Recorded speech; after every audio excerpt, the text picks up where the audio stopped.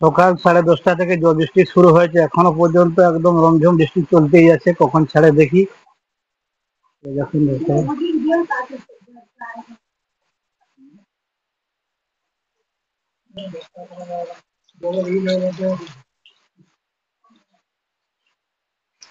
বৃষ্টি ছাড়ার কোনো নাম গন্ধ নেই। বঙ্গোপসাগরে সম্ভবত ঘূর্ণাবর্ত উঠেছে, দেখি বৃষ্টি কখন ছাড়ে।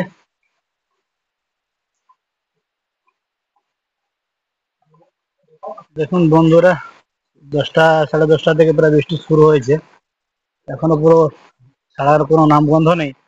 তো কিন্তু বৃষ্টি আস্তে আস্তে বেড়েই আসছে। মেঘ পুরো ঘন কালো আকাশ ধরেছে, ঠিক আছে। আস্তে আস্তে মাঠঘাট ভর্তি হয়ে আসছে। যদি এইরকমই একই রকমের বৃষ্টি যদি ঘন্টা দুয়েক সন্ধ্যা পর্যন্ত চলতে থাকে, আশা করা যে এই রাস্তার উপর যে হেঁটেছি, এই রাস্তার উপর দিয়ে সম্ভবত জল উঠে আসতে পারে। দেখুন এদিকে, দেখুন সব ডাঙ্গা জমিগুলো, এগুলো পুরো ডাঙ্গা জমি। পুরো ডাঙ্গা জমি দিয়ে জল ভর্তি হয়ে আসছে আস্তে আস্তে। কিছু কিছু আইলগুলো উপর দিয়ে জল আসা শুরু হয়ে গেছে, আর কিছু কিছু নিচুতে আছে, এগুলোতে এখনো জল ভরে আসছে। এইভাবে যদি টানা 2-1 ঘন্টা বা সন্ধ্যা পর্যন্ত জল আসতে থাকে, তাহলে সম্ভবত জল রাস্তা আমি যে রাস্তাটার উপর হেঁটেছি রাস্তার উপর দিয়ে চলে আসতে পারে। এগুলো সম্পূর্ণ একবারে ডাঙ্গা জমি। এই ডাঙ্গা জমি যদি যেহেতু ভরে আসছে, আমি আশা করি যদি এইভাবে সন্ধ্যা পর্যন্ত জল আসতে থাকে, তাহলে আহ বন্যা আমাদের রাস্তার উপর দিয়ে জল চলে আসতে পারে। দেখুন যখন বৃষ্টি আরো আস্তে আস্তে বাড়তে শুরু করলো, তো এই মুহূর্তে বাজে প্রায় 1:25। বৃষ্টি ছাড়ার কোনো আশাই দেখা যাচ্ছে না। তো আস্তে আস্তে মাঠঘাট সব আস্তে আস্তে ভর্তি হয়ে আসছে, থই থই করে আসছে। তো দেখুন এই যে গরু বাছুর গুলো চড়তে এসছে, ঘাস খেতে এসছে, খাবার খেতে এসছে। ওরা তো আমাদের মতো ভাত মুড়ি পান্তা খাওয়ার মতো এরা সৌভাগ্য নেই, এদের ঘাস পালা কিনে খেতে হয়। তো খাওয়ার জন্য মাঠে চলে আসছে, কিন্তু কি করবে, খাওয়াই যাচ্ছে না। ঘাসের উপর বালি, কাঁকড়, মাটি জমে আসছে বৃষ্টির জন্য। বৃষ্টির জল তো এমনিতে বুঝছি, তো দাঁড়িয়ে আছে, কি করবে, পেটের জ্বালা, খেতে না পারি কিন্তু খাবার থালার সামনে তো আছে, এইটুকু আশা রেখে ওরা দাঁড়িয়ে আছে। তো আশা করবো বৃষ্টিতে যদি 1 ঘন্টা মতো দুপুরবেলা এই সময়টা 1 ঘন্টা মতো ফাঁকা করে, আশা করা যায় ওরা খাবারটা ওরা খেয়ে নিতে পারবে। তো দেখি বৃষ্টিতে কোনো খেলার আশাই নেই। আবার দিকে দিকে বাড়তে যাচ্ছে। দেখুন এই যে ডাঙ্গা জমি, এগুলো পুরো ডাঙ্গা জমি। এগুলো এইরকম ধরনের ভারী বৃষ্টি 3-4টা মতো না হলে এইভাবে জল দাঁড়ায় না সাধারণত, কিন্তু আজকে জল একদম ভরে দাঁড়িয়ে আছে। আর একটু বৃষ্টি হলেই আইলের উপর দিয়ে জল যাওয়া শুরু হয়ে যাবে। ঠিক আছে। এই যে দেখুন বন্ধুরা, আজ সকাল 10টা 10:30 থেকে যে বৃষ্টিটি হচ্ছিল, তো বৃষ্টি এখনো থামেনি। বিকেল 4টার দিকে একটু থেমেছিল, 4টা 1 ঘন্টা, আবার 5টা থেকে বৃষ্টি শুরু হয়ে গেছে। তো এখানে মাঝে দেখছেন বামনদা, ওই পাশে আছে বামনদা দক্ষিণ পাড়া, এ পাশে আছে বামনদা আপনার উত্তর পাড়া। দুটি পাড়ার মধ্যে এখানে একটা খাল দিয়ে, কাঞ্চন খালের উপরে যেটা পুল আছে, অজয় পুল, তো পুলের উপর দিয়ে এখন জল যাচ্ছে। পুলের উপর দিয়ে জল যাচ্ছে এখন। আপাতত কোন রকম করে যাতায়াত করা যাবে, কিন্তু এই ধরনের বৃষ্টি যদি আর কিছুক্ষণ চলতে থাকে, তাহলে বামনদা দক্ষিণ পাড়ার মানুষজন উত্তর পাড়ায় আসতে পারবে না, উত্তর পাড়ার মানুষজন দক্ষিণ পাড়ায় যেতে পারবে না। মানে সম্পূর্ণ যোগাযোগ বিচ্ছিন্ন হয়ে যায়। দেখুন এদিকে পুরো খালটা, আপনার এই যে গাছটা, আকাশি গাছটা দেখাচ্ছে, এইটার মধ্যবর্তী দিয়ে খালটা আছে। তো খাল এখন বোঝাই যাচ্ছে না খাল কোনটা জমি কোনটা। এইটা কিন্তু জমি, এইটা কিন্তু জমি, কিন্তু বোঝা যাচ্ছে না। ঠিক আছে। জলে পকড়ে পুরো আবার জঙ্গল থেকে, ডাহি থেকে পুরো জল একদম থই থই করে নেমে আসছে। আর কিছুক্ষণ বাদে এই যে আপনার খুঁটিগুলো দেখতে পাচ্ছেন, এই খুঁটিগুলো দেখতে পাবেন।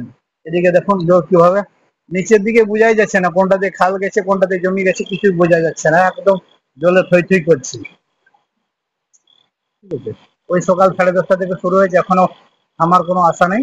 তো এই ধরনের বৃষ্টি যদি সারা রাত ধরে চলতে থাকে, আর কিছুক্ষণ হলেই তো অসম্ভব হয়ে যাবে। তো সারা রাত ধরে যদি চলতে থাকে, তাহলে কিছু না হলেও মানে এই রাস্তাঘাট পুলগুলো ভাঙাভাঙি হওয়ার সম্ভাবনা আছে। এমনিতে যোগাযোগ করা তো একবারে এখন থেকেই বিচ্ছিন্ন হয়ে গেছে, জল পুলের উপরে যাচ্ছে মানে। ঠিক আছে। তো কিছুক্ষণ ধরে যদি আবার সন্ধ্যা পর্যন্ত এখন সারা রাত আশা করা যায় মেঘ যা যা ধরেছে, সারা রাত ধরে বৃষ্টি ছাড়বে না। ঠিক আছে, যদি না ছাড়ে তাহলে জলে একদম জলমগ্ন পুরো, কোনটা খাল কোনটা জমি কিছুই বোঝা যাবে না। কিন্তু এই যে দেখছেন মোটা মোটা আইলগুলো আছে, এই আইলগুলো ভেঙে যাবে। ঠিক আছে, তো ভেঙে যাওয়ার আশা আছে। তো আপাতত দুই পাড়ার মধ্যেখানে যে খালটি উপরে পল্লী উপরে দিয়ে জল যাচ্ছে, আপাতত যোগাযোগ বিচ্ছিন্ন আছে। তারপরে আবার যদি ভারী ধরনের বৃষ্টি আসতেই থাকে, এভাবেই চলতেই থাকে, তাহলে সম্পূর্ণরূপে যোগাযোগ বিচ্ছিন্ন হয়ে যাবে। এই যে দেখুন কিভাবে জল থই থই করে নেমে আসছে, এগুলো কিন্তু জমি। ঠিক আছে, এখন জমি এগুলোতে মানে চারা বপন করা হয়ে গেছে, মানে এগুলো ধান রোয়া হয়ে গেছে, বোঝা যাচ্ছে না, ডুবে গেছে সব কিছু। এটা মনে হয় এখন পুকুর মনে হচ্ছে, কিন্তু না, এটা জমি। ঠিক আছে, এই যে দেখুন পোলের উপর দিয়ে জল এইভাবে যেতে হচ্ছে। নিচটা এই যে একদম নিচের দিকে দেখছেন, একদম কিছুই বোঝা যাচ্ছে না। আপাতত দুই পাড়ার মধ্যে এখানে যোগাযোগ সম্পূর্ণভাবে বিচ্ছিন্ন আছে।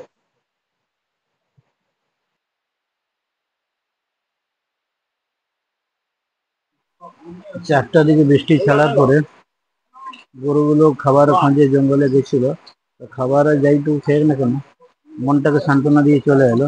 যেন সারাদিন ধরে বৃষ্টিতে ঘরে বাঁধা ছিল, বেরোতে পারছিল না ঘর থেকে।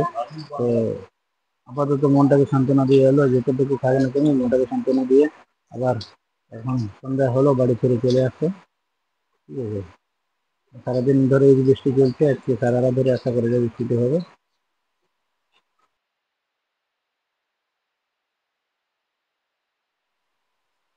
এই যে দেখুন রাস্তার দুই পাশে জল মোটামুটি এখন টই টই করছে, আস্তে আস্তে আবার জঙ্গল দিক থেকে জল নেমে আসছে।